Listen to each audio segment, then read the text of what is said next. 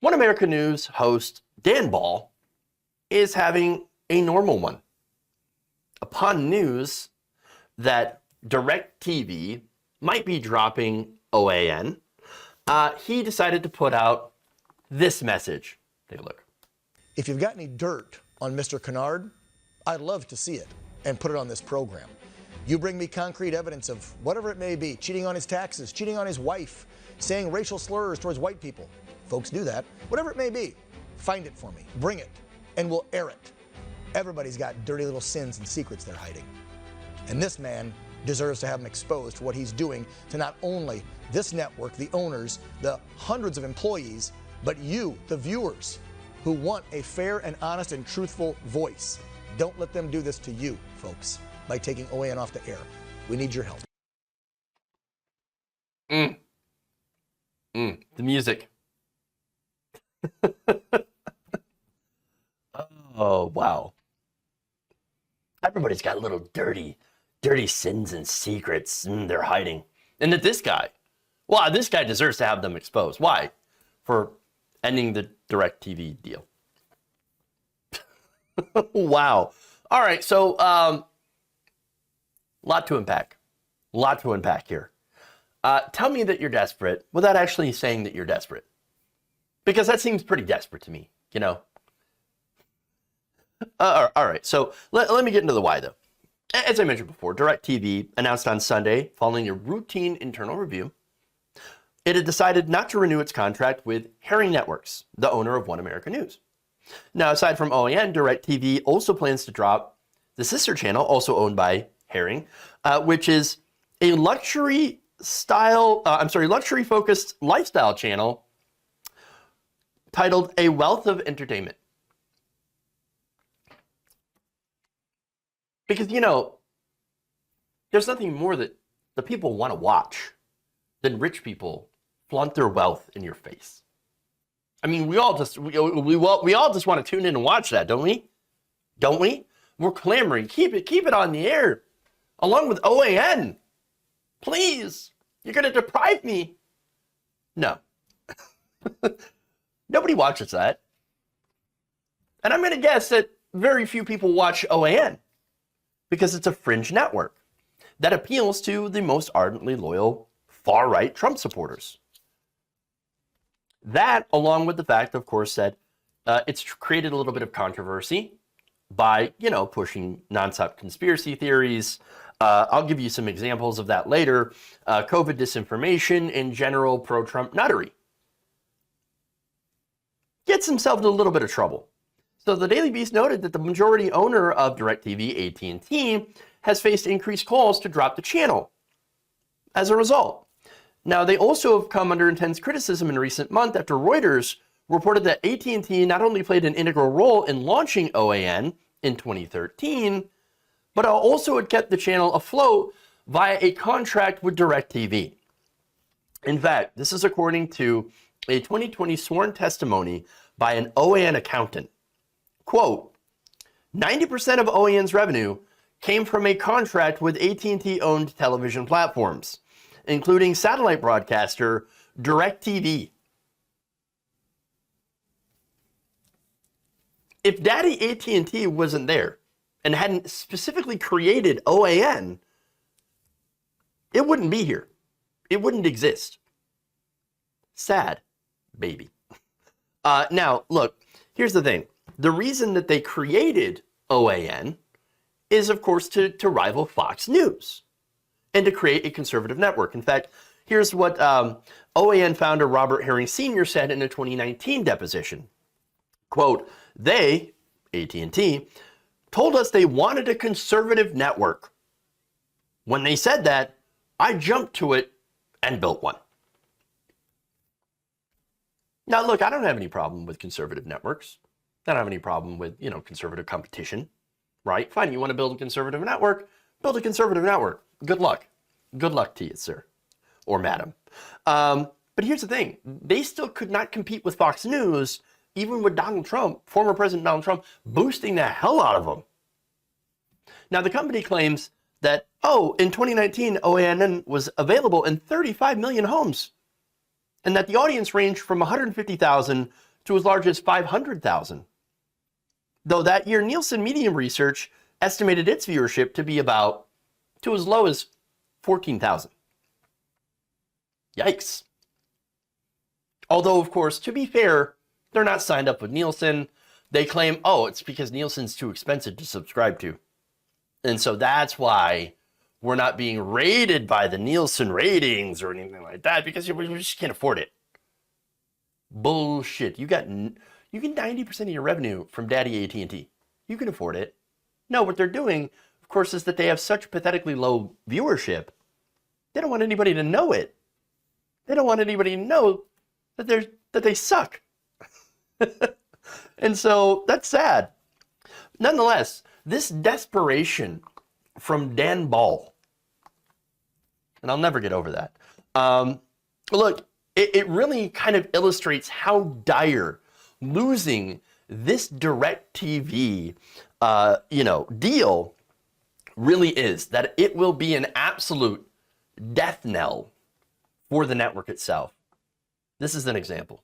If you want free speech, if you want freedom of the press like I do, if you enjoy watching One America News and this program, Real America, then please help us, folks. That is the chairman of AT&T, William Kennard. You heard me earlier describe who he is, his background, his connections to the Obamas and the Clintons for decades. Call AT&T's support line. Complain. Raise hell. Email, phone call, daily, every hour. Set the alarm on your phone. Blow the phone lines up. Demand they keep OAN. This is censorship at its best. Folks, this man is doing nothing but a political maneuver by pressuring DirectTV, since they own 70% of them, to take us off the air. The desperation. The desperation. It's so good. There's more. In a clip, I'm sorry, in a post on Facebook where he posted his clip, he also captioned it with this: "Tell the chairman of the board at AT&T that he go to hell for trying to cancel OAN. We must boycott everything at AT&T. Don't let them censor conservative voices. We didn't start this war with the woke mob and radical liberals." Let me just stop there. You think AT&T is full of woke radical liberals? What is wrong with you? What? No. There's no left in cable news. I mean, it's total insanity. There are no leftist voices on cable TV at all. You're kidding.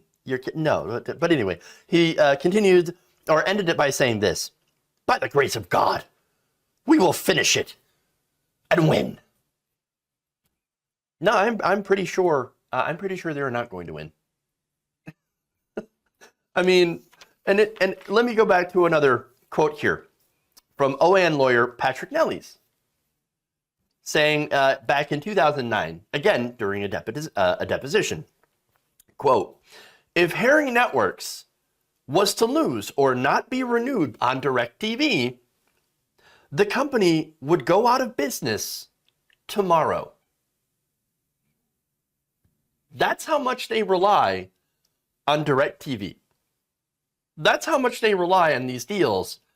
90% of their funding. They don't make money. They lose money. And that's what happens, by the way, with a lot of these conservative networks. They lose money because they're not sustainable. And they're really only backed by Daddy Billionaire. And when they're left on their own, it turns out they just really can't compete in the marketplace of ideas. Weird how that works.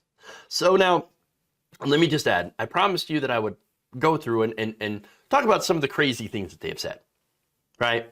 So now first, they're crying cancel culture. You heard that. But in reality, OAN is not only small, but it appeals to a fringe group and is nowhere near the size or revenue of Fox News.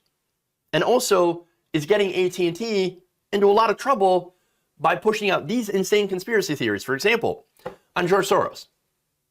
Yeah, they claim that George Soros collaborated with Nazis when he was 14. George Soros is Jewish. And that he is funding immigrant caravans into the United States. They have run that story. They also did a report from Ukraine with Rudy Giuliani. And this is what OAN correspondent Chanel Rian claimed without evidence. Soros had showed up to the airport with, quote, human Dobermans in little black Mercedes to find them. That makes no sense.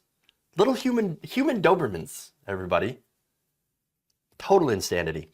During the protests, the George Floyd protests, for example, OAN reporter Jack Posobiec had claimed that there were pipe bombs planted at a Korean War memorial in Washington, D.C., and that federal assets were in pursuit.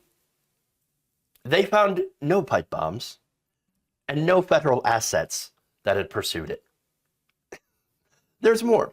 OAN personality Pearson Sharp, back in June of 2021, had stated in an on-air monologue, quote, the simple facts point to massive and widespread problems with voting integrity.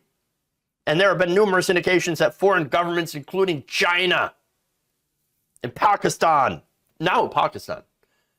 first it's in China, Iran, Italy, yes, Italy, Pakistan, all them, somehow meddled in our elections to install Joe Biden as president.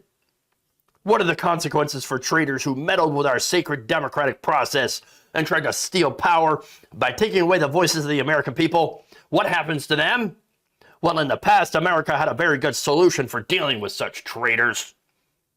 Execution. The bottom line is that no one is above the law, and let this be a warning to anyone who thinks they are. The consequences are clear, and those responsible will be brought to justice for their role in undermining America's democracy.